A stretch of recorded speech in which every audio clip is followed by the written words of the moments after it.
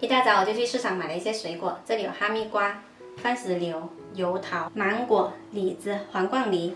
我准备用这些水果来分享一款潮汕人特别喜欢吃的甘草水果的做法。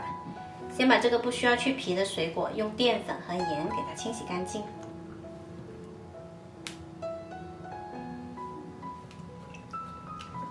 浸泡20分钟，然后再清洗一下。然后我们来煮一锅甘草水，1000毫升清水里面加入25颗甘草，先给它煮20分钟，把甘草的味道煮出来。趁着这个时候呢，再来准备一些咸梅。这罐咸梅我已经腌了3年了，也差不多快吃完了，加2颗就够了。再来一点咸梅汁，把这咸梅给它捣碎，咸梅的核呢去掉不要。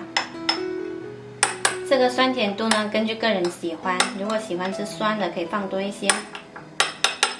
煮好了之后把咸梅加进来，再加入一些白砂糖，然后再煮5分钟就可以啦。关火给它放凉，等会儿再用。现在我们就可以开始来切水果，把这些水果呢全部给它切成小块。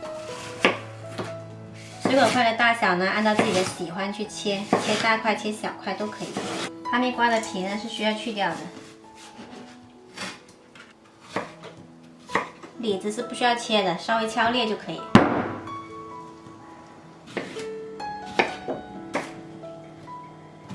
梨切好了之后用盐水泡一下，它才不会氧化。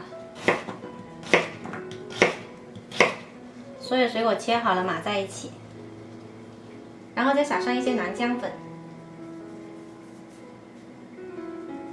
钓山的卤水滚呢，最主要就是钓这只南姜粉特别香的。再把冷却后的甘草汁过滤进来，搅拌均匀，然后放到冰箱里面冷藏1到2个小时再来吃，味道会更棒。